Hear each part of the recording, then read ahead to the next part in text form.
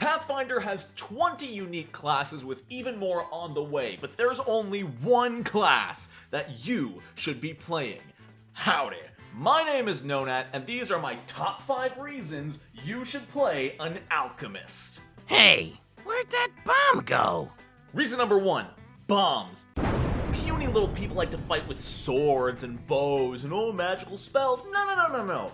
All you need is condensed energy in a small glass vial that you can chuck at someone's face, and upon impact it explodes, and it deals fire damage, electric damage, cold damage, piercing damage, positive damage, negative damage, poison damage, acid damage, whatever you need, there is a bomb for that kind of damage. Not only that, it does splash damage. Multiple targets, no problem. Hit one, everything around them takes damage. Oh, you know what they're weak to? Fantastic. Use the bomb with that weakness, hit the one in the middle, splash it. They all take bonus damage because they are weak to it. A lot of these also come with persistent damage, which is going to trigger the weakness again. These bombs are incredible, and you can use them for every single situation where you can get the bomb.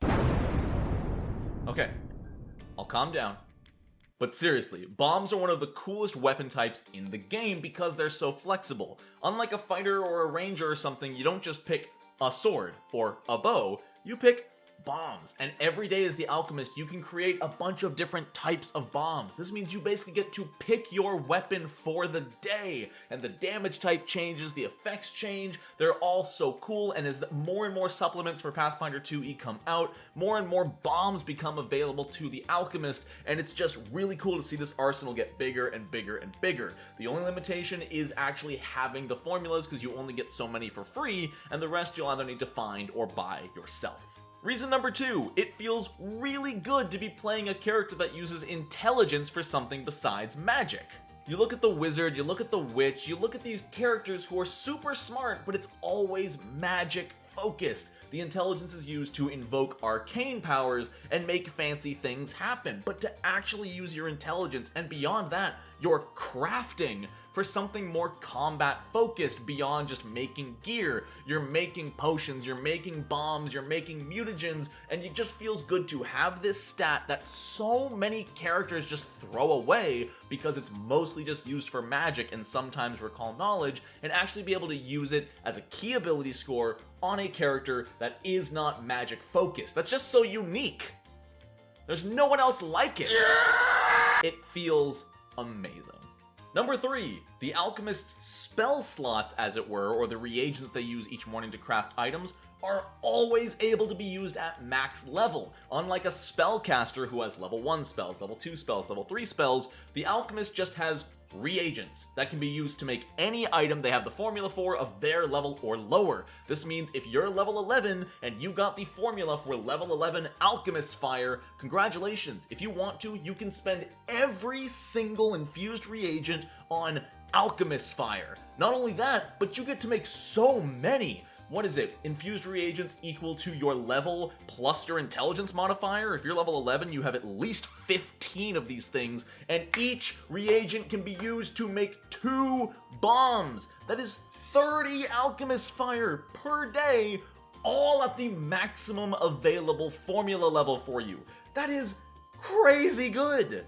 And this applies to everything else, not just bombs. You can always craft all of your highest level elixirs of life, all of your highest level mutagens, anything you have the formula for, if it is your level or lower, you can create all of them at the max level for all of your reagents. But sometimes you might want to save some of those reagents because... Rule number 4, alchemists can make anything on the fly with quick alchemy. A lot of people think of this only useful in combat because, oh, you're fighting a troll, you don't have any fire or acid, but you save some reagents, so you make a quick acid flask and throw that. But keep this in mind. You didn't know you were going to be doing diplomacy or parlaying with another pirate ship. Let's say it's an ocean campaign. You didn't expect to be parlaying with another group of people, so before they board you, you quick alchemy up an elixir that gives you bonus to charisma.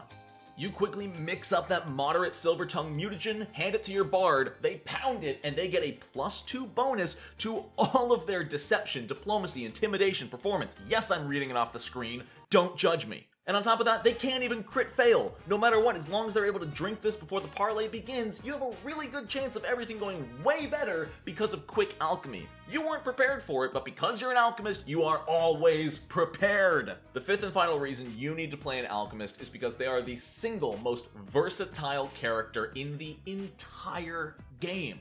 Tell me, can a wizard heal you? Wish doesn't count. Can a cleric throw a fireball? Can a druid give the rogue a dexterity buff, but the rogue can take that buff, put it in their pocket, and drink it to get it whenever they want? No. A lot of people like to rag on the alchemist because it's not the best at anything in the game.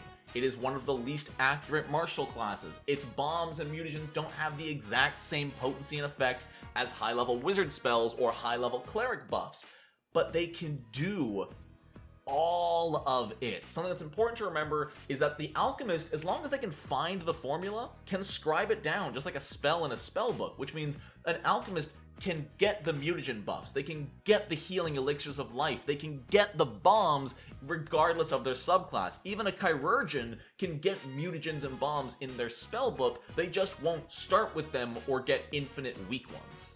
And don't get me started on all the cool feats that allow you to do nifty things. You can add smoke to your bombs, so along with hurting them, you also make a big cloud of smoke around your target so they can't see. It's just, there's so much cool stuff about the alchemist. They're a support, they're a damage dealer, they can buff themselves, if you can multi-class into some really cool things. Drakeheart Mutagenist with like the martial artist archetype is super nasty, and it's all just fun. And you get to make your allies better. You can give your allies all these insane buffs. And again, people like to say, when I'm playing an alchemist, I'm not playing a character, I'm just letting other people be better. But personally, I love that. You can say the same thing about a bard and their inspire courage, their inspire competence, all of those. The alchemist making people better feels great to me. It will not appeal to everyone, but I do believe that you should at least give the alchemist a try if you never have. So those are my top 5 reasons you should be playing an alchemist. I want to give a shout out to my patrons for supporting me and everything I do. Without them, there is no channel, and I do hope you stick around because obviously the alchemist is not the only class you should play in Pathfinder, but it's going to be a funny way to start these videos, so keep an eye out for more of these going forward. Thank you so much to all of you for watching this short, more funny video as I just blurt out my thoughts. It's just a lot of fun. It's sort of a mini version of some of my deep dives where I don't really go into it, but I just yell at you hard enough that maybe you consider trying out the class. So thank you all very much for watching. I hope you have a wonderful rest of your day. And until next time, no nat ones.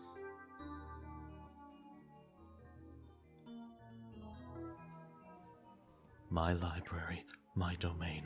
My library, my domain. My library, my domain. My library, my domain.